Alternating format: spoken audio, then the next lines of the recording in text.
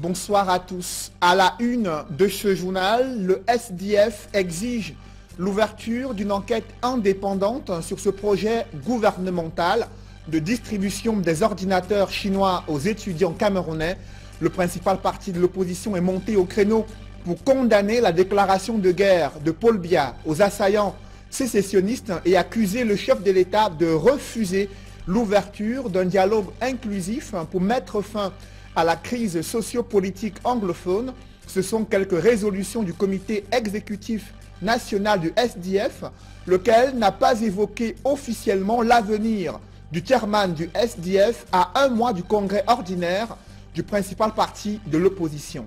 À peine élue Miss Cameroun, la couronne de cette reine de beauté est déjà contestée entre les critiques sur sa non-maîtrise de l'hymne national et la disqualification controversée d'une candidate finaliste à cette compétition. Les risques d'annulation planent sur ce concours de beauté. D'aucuns crient à la cabale, d'autres dénoncent une crise des valeurs morales.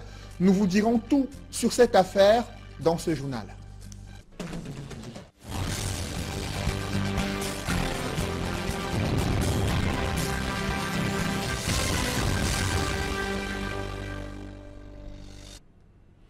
Merci de suivre cette édition complète de l'information sur Equinox Télévision. La promiscuité gagne du terrain en milieu scolaire. À Bandjoun, dans la région de l'Ouest, une école publique offre des conditions de travail intenables aux instituteurs et aux élèves. C'est le constat qu'ont fait Dalaskana et Jean-Paul Chouniat dans ce reportage.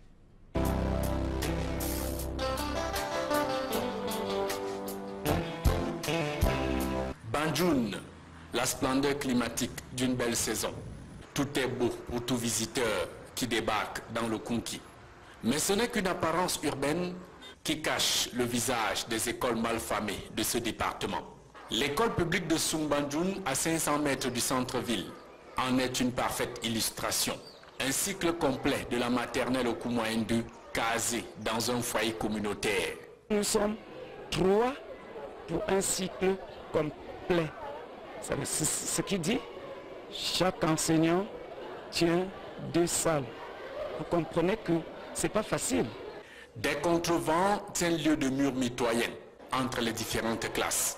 L'ambiance de travail est alors infernale pour tout le monde aux heures de cours. Si un enseignant est absent, c'est encore très grave parce que sa salle de classe est vide et nous recevons tout le bruit.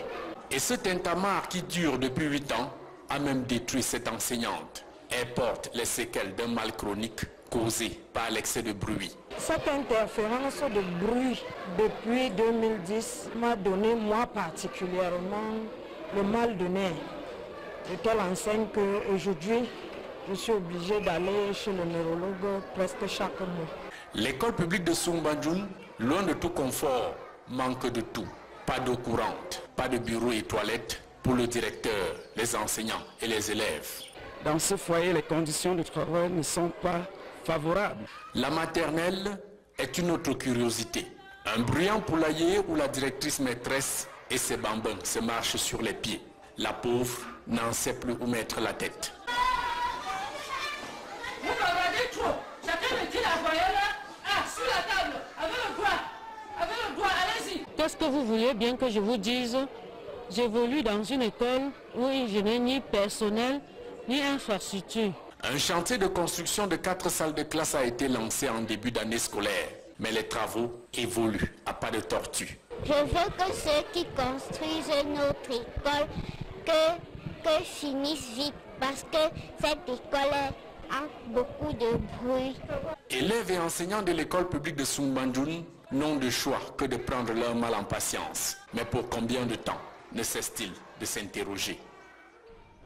Le SDF exige l'ouverture d'une enquête indépendante pour faire la lumière sur ce projet controversé de distribution des ordinateurs chinois aux étudiants camerounais. C'est l'une des résolutions du comité exécutif national, lequel condamne la déclaration de guerre de Paul Biya aux assaillants sécessionnistes, Un chef de l'État qui, selon le SDF, refuse d'ouvrir un dialogue inclusif pour traiter des causes profondes de la crise anglophone. Cependant, rien n'a été dit sur l'avenir politique du chairman du SDF à un mois du congrès ordinaire du principal parti de l'opposition. Des précisions avec Mitterrand Dame et Donald Brice Kamgan. C'est l'un des principaux points du communiqué issu des travaux du comité exécutif du Social Democratic Front à Bamenda. Le parti demande au gouvernement de mettre un terme à la convention de près de 75 milliards de francs CFA signée entre le Cameroun et la Chine dans le cadre du projet de développement du numérique dans les universités, et dans l'une des déclinaisons est la distribution de 500 000 ordinateurs aux étudiants. Des ordinateurs dont les caractéristiques et le coût alimentent une vive polémique depuis lors. Le parti demande l'ouverture d'une enquête indépendante sur le sujet. Le SDF appelle par ailleurs les pouvoirs publics à réorienter les fonds vers la création d'une usine de fabrication de ces machines au Cameroun. Le Social Democratic Front annonce son déplacement de Nidjon Frundi au Nigeria, aux côtés des Camerounais réfugiés du fait des tensions dans la région du Sud-Ouest. Le Sud-Ouest, mais également le Nord-Ouest, où la formation politique condamne les violences, viols et enlèvements, notamment dans les départements de la Magnou et du Ndiang. Si le communiqué du NEC ne dit mot sur l'avenir politique de Nidjon Frundi, les débats ont été particulièrement longs et houleux sur la question. Le chairman aurait concédé de se retirer de la tête du parti qu'il dirige depuis sa création en 1990, quitter la présidence du parti et probablement l'arène de l'élection présidentielle. Au SDF, cette option de renouvellement des énergies est envisagée. Le premier vice-président du parti, Joshua aussi, est sur les feux des projecteurs. Le débat sera tranché lors du congrès du 22 au 24 février prochain. Pour analyser et comprendre ces résolutions du NEC et la polémique autour de l'avenir politique du chairman du SDF, l'invité du journal est Célestin Ndiamen, secrétaire national aux droits de l'homme au SDF. Il est également membre du NEC. Il interviendra en deuxième partie de ce journal. Parlons à présent de cette affaire Miss Cameroun 2018. Elle essuie les critiques les plus acerbes sur les réseaux sociaux depuis quelques semaines. Son incapacité à maîtriser l'hymne national lui ont valu des critiques de la part des Camerounais qui estiment que c'est une faute grave pour la part d'une reine de beauté. La mise en cause a produit une autre vidéo pour s'expliquer et démontrer aux yeux de l'opinion nationale sa maîtrise du chant patriotique. Malgré cela, la polémique est restée vive, selon le constat que fait Marcelin Gansop dans ce reportage. À peine la polémique sur son élection a envahi l'espace médiatique et désormais les tribunaux, que la Miss elle-même se retrouve sous les feux des projecteurs à la faveur d'une vidéo publiée sur les réseaux sociaux. En 52 secondes, Aimée Caroline Sequet étale ses insuffisances quant à la maîtrise de l'hymne national du Cameroun. Au Cameroun, berceau de nos ancêtres, var debout et vers l'eau de ta liberté. Que servi que ce soit tes seuls buts, pour gravir le ciel doit toujours tes patries, tes chéris, tu es notre joie, le droit bonheur. Sans surprise, les réactions de désapprobation n'ont pas tardé sur les réseaux sociaux. Certains internautes allant jusqu'à demander que la couronne lui soit retirée pour non-maîtrise de ce que les Camerounais ont de sacré, à savoir l'hymne national.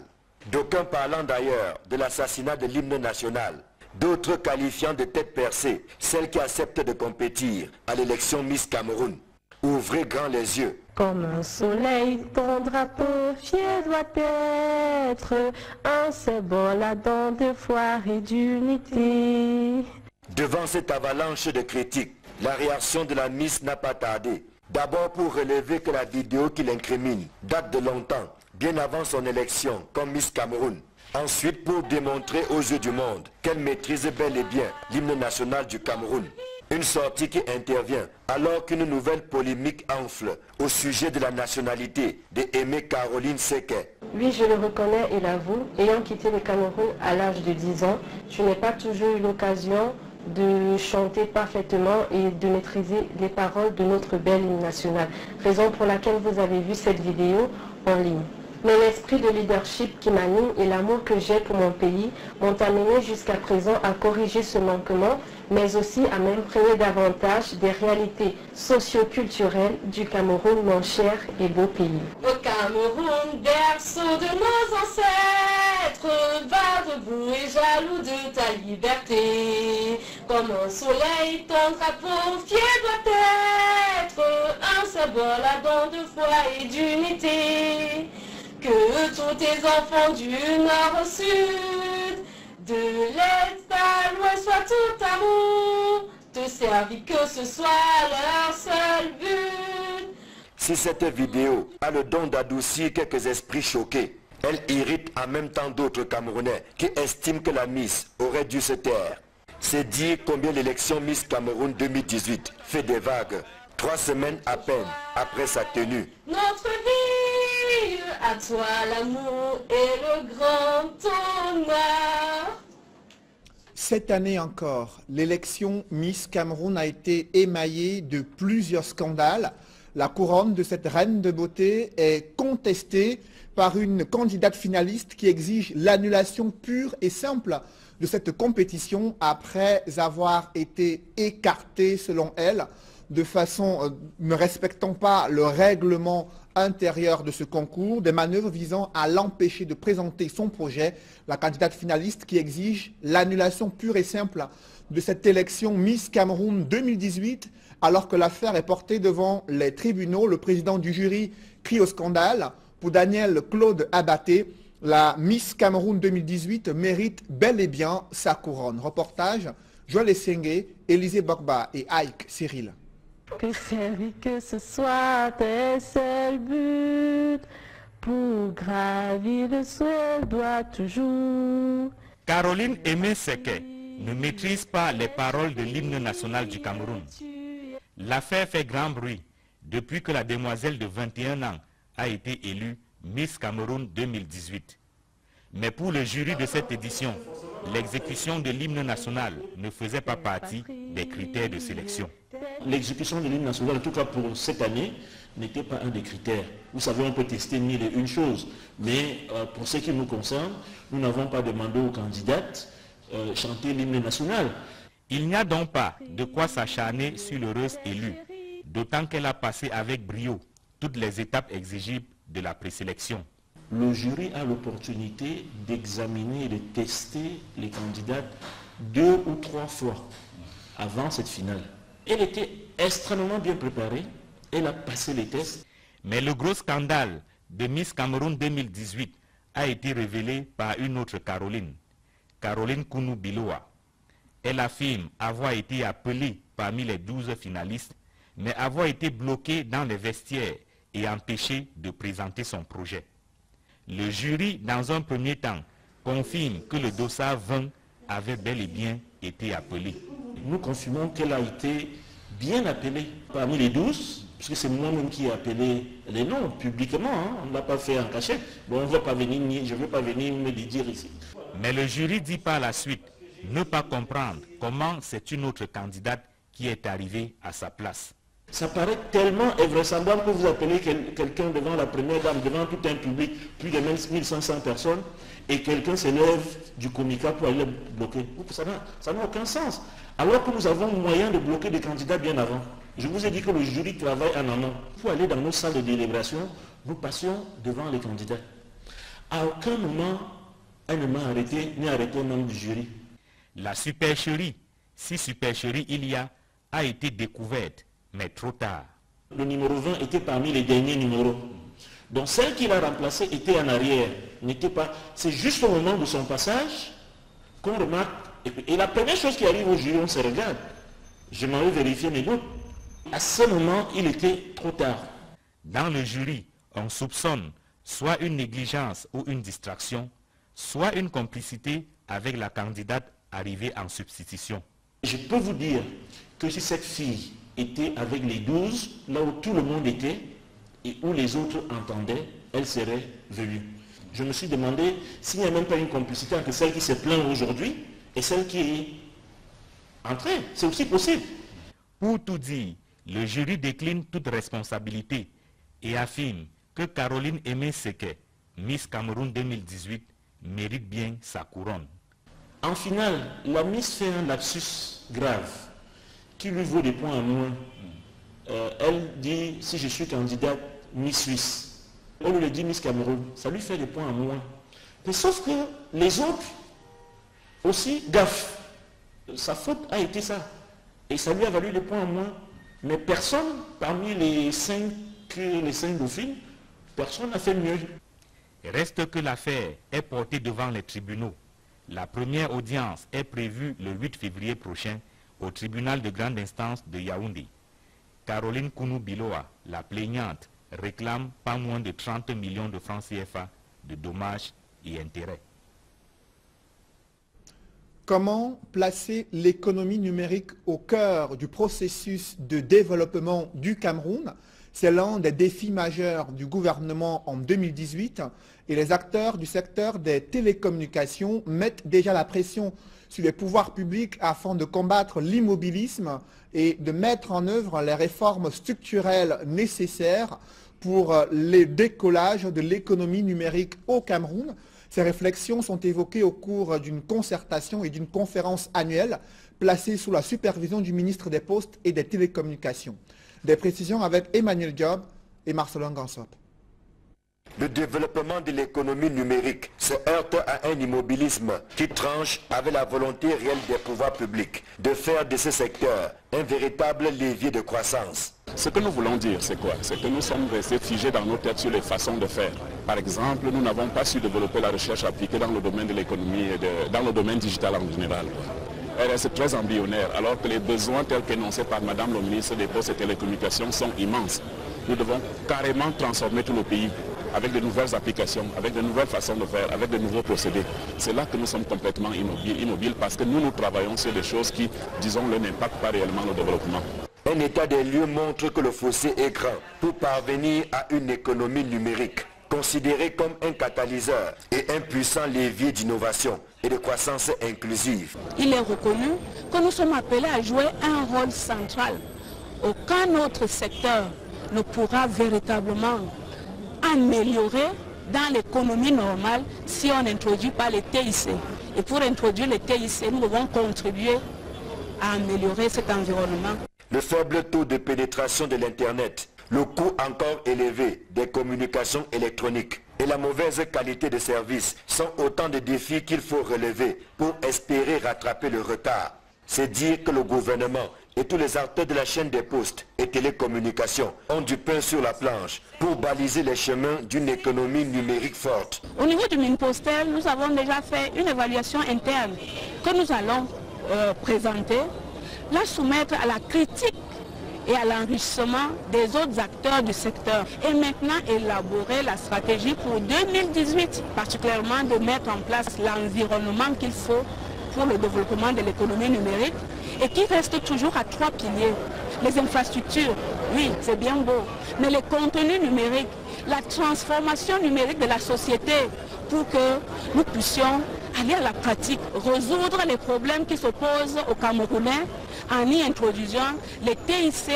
L'enjeu est de taille, puisque l'économie numérique touche désormais un très grand nombre d'aspects de la vie humaine, comprenant des secteurs aussi variés que l'administration, la santé, l'éducation, le commerce, l'énergie, les transports et même les médias. La douane camerounaise va en guerre contre les produits importés de façon illicite. Les responsables, en lançant la semaine nationale de la douane dans la région du Nord-Ouest, ont réaffirmé leur volonté de mettre fin aux produits issus de la contrebande qui plombent l'économie du Cameroun. Ils ont aussi rappelé combien la crise anglophone a considérablement affecté le climat des affaires avec les pays voisins, notamment le Nigeria. Et pour gagner cette bataille contre les produits importés de manière illicite, les responsables de la douane camerounaise appellent à la collaboration de toutes les populations et les opérateurs économiques. La journée internationale de la douane se célèbre le 26 janvier prochain. Le thème retenu cette année est un environnement commercial sûr au service du développement économique. Parlons à présent de l'insécurité dans la localité de Mbanga, département du Mungo. Un gang de malfrats vient d'être démantelé par la brigade territoriale de Mbanga. Il s'agit de 4 individus accusés de commercialiser et bien sûr de pouvoir proposer aux populations des stupéfiants. Une enquête menée par Jacques Molon et Julingue Nyondé. Voici les 4 mousquetaires accusés de semer la terreur dans la ville de Mbanga. Nous sommes dans le département du Mungo, région du littoral. Les 4 présumés malfrats, dont 3 hommes et une femme, sont présentés comme des trafiquants, consommateurs de stupéfiants et vols aggravés. D'ailleurs, il suffit de voir le butin saisi au cours de leur interpellation pour en avoir une idée. Des écrans plasma, tablettes, machettes, téléphones portables, du matériel de sonorisation qui aurait été importé lors de leur dernière opération chez un pasteur, selon les enquêteurs, et pour finir, du chanvre indien. Le grand banditisme a l'air de prendre un peu d'ampleur et heureusement, ayant reçu les consignes du haut commandement, nous avons mis sur pied des patrouilles régulières et dans le but de rassurer les populations. C'est ainsi que l'une des patrouilles est tombée sur des malfrats qui nous ont conduits où ils ont gardé le butin, enlevé chez un pasteur. Nous avons saisi ça. Je crois qu'à ce jour, ils seront devant l'autorité judiciaire. L'insécurité dicte sa loi dans l'arrondissement de Mbanga. Les populations désespérées crient leur détresse, même si les autorités locales se montrent rassurantes. Ça se défend de leur manière, mais ça ne suffit pas. Il faut vraiment renforcer ces choses. Nous allons poursuivre cette mission pour traquer et dénicher afin d'extirper tous ces bandits des grands chemins et pour qu'ils puissent répondre de tout ce qu'ils ont fait devant la loi. Il y a quelques semaines, les forces de l'ordre de la localité mettaient la main sur un gang qui aurait ôté la vie au sieur Guy, un citoyen de la ville de Mbanga. Dans l'escale internationale, le Kenya a-t-il tourné la page de la crise post-électorale? L'ambiance reste quelque peu tendue dans la capitale kenyane avec l'opposition qui se mobilise pour barrer la voie au président réélu Uhuru Kenyatta. On fait le point avec Eric Martial Djomo. Raila Odinga et ses partisans pousseront-ils le bouton au point de prêter serment le 30 janvier prochain? Le scénario est redouté par le Kenya entier et même la communauté internationale puisque la mise à exécution de cette action causerait une véritable escalade de violence dans le pays. Le procureur général a quant à lui prévenu le leader de l'opposition kenyane. En cas de prestation de serment, il sera arrêté pour trahison et risque la peine de mort. À l'issue de la présidentielle d'août 2017, Uhuru Kenyatta avait été réélu pour un ultime mandat de 5 ans. Son élection avait ensuite été annulée par la Cour suprême kenyane. À l'issue de la reprogrammation en octobre 2017, le président sortant avait une fois encore été réélu malgré les protestations de l'opposition. Depuis, la société civile tente d'initier une médiation entre les deux partis, ceci à travers un dialogue national. Si Uhuru Kenyatta et les siens s'y sont montrés favorables, Raila Odinga reste fermement opposé à cette idée qui pour son camp est loin d'être une solution. Âgé de 73 ans, Raila Odinga joue désormais son avenir politique au Kenya car ils sont peu nombreux, même au sein de sa propre famille politique, à miser sur lui pour la présidentielle de 2022. Il sera alors âgé de 78 ans. Après une entrée en scène ratée dans le CHAN 2018, les Lions A' comptent bien sûr et sont condamnés à remporter le prochain match. On voit tout cela avec Étienne Pascal Azégué. Le faux pas contre le Congo est désormais un lointain souvenir pour Rigobert Song et ses poulains qui ont à cœur de rectifier le tir lors de la prochaine sortie le 20 janvier prochain. Les Lions A' poursuivent leur entraînement au Grand Stade d'Agadir. Les Camerounais n'ont pas trop de choix si jamais ils veulent atteindre les quarts de finale, comme ce fut le cas lors de leur dernière participation au championnat d'Afrique des Nations. Il sera important que l'entraîneur Rigobert Song propose un 11 entrants plus collectif dans le jeu que celui qui a démarré la rencontre face au Congo. On s'attend à des retouches, surtout sur l'entrejeu et à la ligne offensive, puisque le prochain adversaire des Lions A' n'est pas du tout un enfant de cœur. Angolais et Camerounais se connaissent d'ailleurs très bien. Ils se sont déjà rencontrés dans cette compétition, respectivement en 2011, et là, l'Angola avait pris le dessus en quart de finale à l'épreuve des tirs au but. Les Camerounais vont par contre prendre leur revanche lors du CHAN rwandais 2016. En match de poule, les Lions indomptables A' et les Palancas Negras vont s'affronter pour la 3e fois samedi prochain en 3 participations pour chacun. Une victoire est impérative pour les Lions A' avant la 3e et dernière journée dans le groupe D. Mais il faut dire qu'en cas de match nul, un dernier espoir restera lors de la dernière sortie et ça sera face au Burkina Faso. Dans une poussière de seconde, la deuxième partie de ce journal.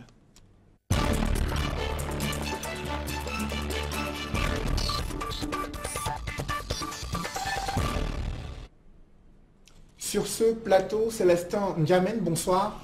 Bonsoir Cédric, bonsoir à tous vos téléspectateurs. Vous êtes le secrétaire national aux droits de l'homme du SDF, membre du comité exécutif national. Et la toute dernière session du NEC s'est tenue le week-end dernier. Il a fallu attendre plus de 3 jours afin d'avoir les résolutions du NEC. C'est inhabituel dans les attitudes et les mécanismes de fonctionnement de l'organe dirigeant du SDF. Qu'est-ce qui explique cette longue attente avant la publication des résolutions? Oui, on va dire que c'est relativement inhabituel, parce que c'est déjà arrivé que le NEC, les résolutions mettent un peu de temps à sortir. Vous aurez quand même noté que cette fois-ci, le NEC a pris 2 jours, tout un week-end, ce qui là non plus n'est pas très habituel. En tout cas, c'est déjà arrivé également. Ce qu'il faut retenir, c'est qu'il n'est pas inscrit dans le marbre qu'il faut absolument que les résolutions soient distribuées ou publiées le lendemain du NEC. Ce n'est pas quelque chose qui est codifié dans nos statuts. Ceci dit, bon, on peut le comprendre peut-être parce qu'il y a eu beaucoup de supputations par rapport aux prises de position du président national concernant l'usure du pouvoir, concernant l'exercice du pouvoir ou sa présence à la tête du parti. Est-ce que ces allégations sont fondées sur l'avenir politique du chairman du SDF? Ces allégations sont compréhensibles. Parce qu'en vérité, le chairman a parlé de son état de santé personnel, il a parlé de l'exercice du pouvoir, de l'usure du pouvoir. Il a pensé que quand vos préoccupations de santé prennent le pas sur votre gestion du parti, il faut souvent savoir en tirer les conséquences.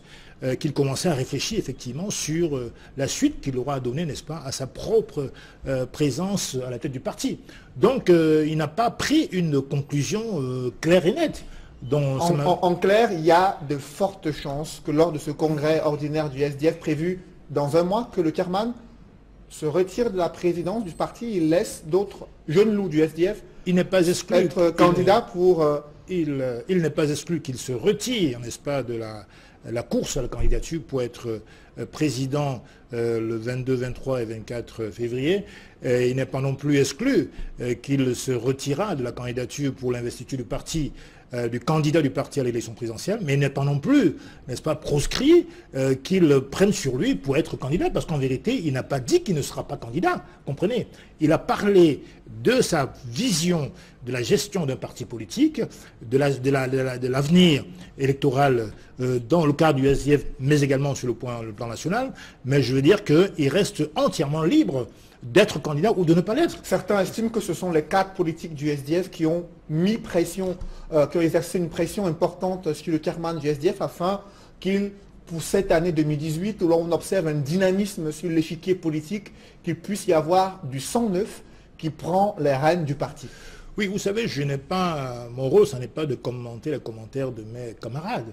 Cela dit, chacun a son point de vue que je peux parfaitement respecter. Ce qui est sûr, c'est que le chairman, pour ce qui me paraît, a encore toutes les qualités intellectuelles, je crois que personne ne peut contester cela, et les qualités physiques, moi je les trouve en forme. Maintenant, s'il pense qu'il ne peut plus faire les tournées comme il y a 10 ans, les tournées des dirigeants, ça je pense que libre à lui d'en tirer les conclusions. Donc vous serez favorable pour une candidature du chairman John Froundi à l'élection présidentielle 2018? Je pense qu'il remplit les qualités. Bon, maintenant, je vous dis que la question d'être candidat ou de ne pas l'être, c'est une question qui relève de la conscience individuelle. Je ne peux pas être dans son esprit pour vous dire s'il pourra effectivement, finalement, se porter candidat. Vous le soutiendrez s'il est candidat? Bien naturellement, je le soutiendrai. Je ne serai pas candidat face à lui. Que les choses soient claires. Bon, maintenant, je pense qu'il faut souvent donner plus d'accent et de relief aux déclarations précise et définitive, plutôt que de commenter les supputations du président national. Je sais bien que c'est un personnage assez important de la vie politique du Cameroun, mais ce n'est pas une raison de, comme j'ai lu dans la presse, le chairman passe la main, il fait ci, il fait ça. Mais non, nous avons des procédures tout à fait claires. Pour ce qui concerne le congrès ordinaire, donc qui aura lieu le 22, 23 et 24 février prochain, donc dans moins d'un mois, dans un mois et quelques jours, pardon, et les personnes vont postuler à des postes, comme moi je l'ai été en 2012 comme candidat aux droits de l'homme, que j'ai gagné, et d'autres seront peut-être candidats à la présidence du parti. Maintenant, pour être investi comme candidat du SDF à l'élection présidentielle, il y a un congrès extraordinaire. Ça, c'est les statuts qui le disent. Et le SDF est fort parce que nous savons respecter nos statuts.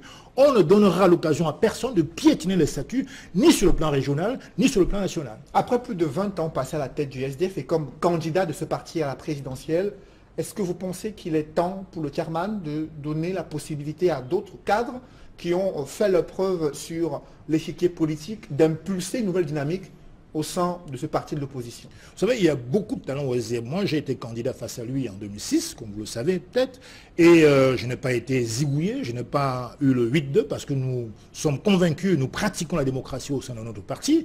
Il faut déjà que certains candidats, les jeunes loups, comme vous le dites, puissent se porter candidat. Peut-être que les délégués, parce que chez nous, le pouvoir appartient au peuple. Who has the power?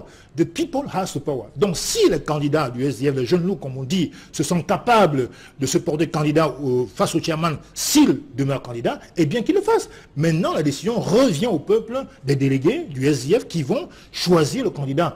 Une fois pour diriger le parti dans les 4 prochaines années, et une autre fois pour représenter le parti à la présidentielle. Mais au jour d'aujourd'hui, on n'a pas de candidat, ni pour l'investiture, ni pour, comment dirais-je, la fonction de président du SDF, dont les jeux sont ouverts. On attend les propositions et les décisions des uns des autres, mais pour l'instant, je ne peux pas me permettre à commenter les commentaires.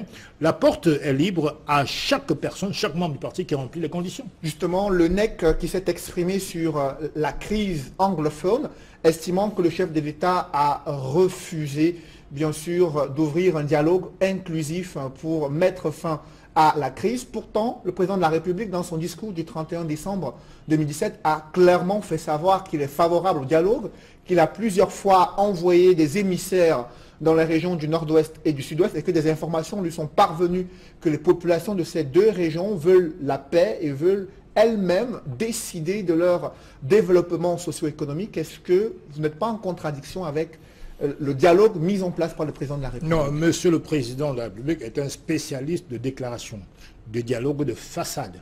Parce que depuis un an, qu'a-t-il fait? Le SDF, dans ses multiples résolutions, a invité de manière très précise et très formelle le président de la République de mettre en place un dialogue national inclusif dont devrait impliquer toutes les forces vives de la nation, pas seulement les élites du nord-ouest ou du sud-ouest. Il ne l'a pas entendu. Je suis convaincu que si le président de la République, qui est dans une logique de guerre, qui s'est entêté à traiter les gens de terroristes et d'extrémistes, de sécessionnistes, s'il avait pris la mesure des choses, s'il avait au moins écouté le SDF, je crois que nous ne serons pas aujourd'hui au crépitement des armes. M. Biya a créé cette radicalisation, il a mis des fédéralistes, des anglophones, des patriotes anglophones en prison.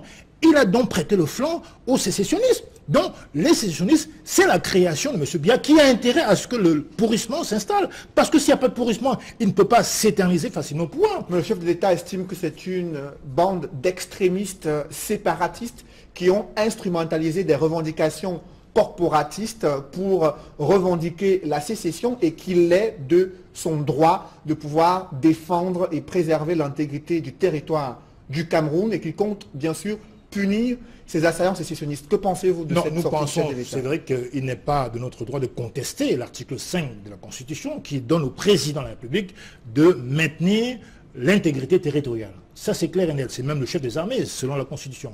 Maintenant, la question principale, est-ce la sécession?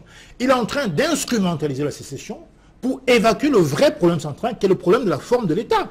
C'est ça qui se passe. Il a déclaré la guerre à ses propres concitoyens. Donc M. Biya est parfaitement responsable de ce qui arrive dans la partie nord et sud-ouest du Cameroun. Il faut dire la chose. Il n'est ni pour le dialogue, il est un va-t-en-guerre. Son discours n'a jamais été un discours d'apaisement. Il proclame un dialogue de façade, il prend des mesurettes cosmétiques, mais il n'agit jamais, il ne sort jamais de son bunker de Vomeka ou de Toudi. Or, le rôle d'un président de la République, c'est d'aller vers ses concitoyens, de les écouter. Je suis convaincu que s'il avait fait depuis 1 an, encore une fois, il y aurait aujourd'hui un apaisement. Et puis alors, parlons un peu de la décentralisation, parce qu'en vérité, quand vous regardez bien la Constitution de 96, il était prévu au moins les élections régionales. Alors, s'il y avait eu l'élection des gouverneurs des régions, je pense que la périphérie aurait réglé ce problème. Mais le chef de l'État a dit qu'il a écouté les populations d'après les rapports qui lui sont parvenus et qu'il a annoncé une réforme majeure pour l'accélération de la décentralisation durant les premières semaines ou les prochains mois de 2018. Est-ce que ce n'est pas une réponse politique aux problèmes qui se posent dans ces régions anglophones? C'est une réponse non pas politique mais politicienne. On ne peut accélérer que ce qui a démarré. La décentralisation n'a jamais démarré. Donc c'est un mensonge d'État que nous dit M. Biya. M. Biya, c'est le président de la République, il a tous les pouvoirs. Il était donc en pleine capacité d'engager les maires et les préfets en tout cas de respecter le pouvoir des élus. Ce n'est pas le cas depuis 21 ans. La décentralisation est mornée, ça n'a jamais eu véritablement lieu au pays. Comment se fait-il que les élus que nous sommes, moi je suis conseiller municipal dont je parle d'autorité, sont soumis, n'est-ce pas, au diktat d'un préfet et des sous-préfets? Ça n'est pas normal. Dans une république qui se dit décentralisée, il faut absolument accorder le plein pouvoir dans ce cadre-là aux personnes élues. Donc, quand M. Biya parle de dialogue, c'est vraiment de la récréation. Il amuse la galerie. Ce n'est pas sérieux. Pour revenir sur la question anglophone, Céline Ofoulé, il est clair qu'aujourd'hui, sur la crise anglophone, il y a eu dans le nord-ouest et le sud-ouest des exactions majeures qui ont été commises par certains éléments de l'armée. Il y a eu des violences, il y a eu des personnes qui ont été torturées. Il y a eu vraiment des actes inacceptables, d'extorsion de fonds. Hein. Aujourd'hui, le général Sali, qui est maintenant dans le sud-ouest, aujourd'hui, la circulation ne fonctionne pas parce que là où il réside, on ne peut pas circuler normalement. Bon, ça fait partie un peu de l'atmosphère de psychose qui règne dans ce milieu-là, dans cette zone-là, et ce n'est pas acceptable. Nous avons besoin, nous, aujourd'hui encore, d'un dialogue inclusif pour que la paix revienne. Parce que sans ce dialogue, justement, inclusif, dans ce contexte social et sécuritaire, les élections attendues pourront-elles se tenir dans ce contexte? Alors, bien sûr, ce n'est pas forcément lié à un dialogue, puisque le président de la République, il a parfaitement le droit de tenir les élections, de convoquer le corps sans tenir compte forcément de ce critère-là, mais il me semble légitime que les élections se fassent dans une atmosphère de paix et de sérénité. Hein, si les deux régions du Cameroun continuent à être sous la menace de l'insécurité, je ne vois pas comment on pourrait continuer à parler d'élections. D'ailleurs, lui-même l'a dit le 31 décembre, il a dit que si il prendra toutes les mesures nécessaires afin que les élections puissent se tenir. Ça veut donc dire qu'il n'est pas garanti à 100%, si la sécurité ne revient pas, qu'on puisse tenir les élections. Donc il a mis comme une espèce de voile d'incertitude dans cette déclaration-là. Moi je dis que le seul vrai problème, c'était le débat sur la forme de l'État. Et je tiens ici à saluer les parlementaires SDF. M. Nincho et les autres ont posé des actes majeurs au sein de l'Assemblée qui ont permis aux yeux du monde entier de voir, n'est-ce pas, que ce pouvoir qui est complètement dictatorial et totalité est incapable, alors même qu'il est majoritaire dans les deux chambres du Parlement, d'inscrire à l'ordre du jour un sujet sur la crise anglophone. Alors là, c'est inadmissible et je dis chapeau à nos parlementaires. Merci Célestin Ndiamène. Je précise que vous êtes secrétaire national aux droits de l'homme du SDF. Merci. Mesdames, messieurs, c'est la fin de ce journal. Merci de l'avoir suivi. Restez sur Equinox Télévision juste après cette édition du 20h, l'émission Regard Social présentée par Éric Fernand Kouamo. Bonne soirée sur cette même antenne.